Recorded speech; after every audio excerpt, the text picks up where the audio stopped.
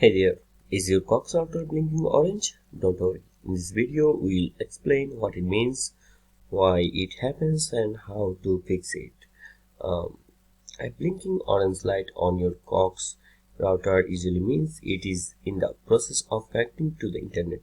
This can happen when the router is updating its firmware, your modem is struggling to establish a connection, there's a weak or unstable internet signal, your ISP is experiencing service issues.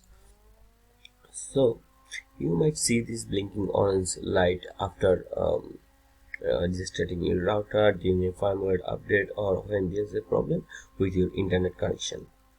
Sometimes the router is just updating. Wait for 5 to 10 minutes to see if the light turns solid white or blue.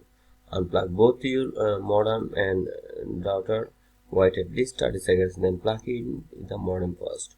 Once it fully boots up, turn the router back on.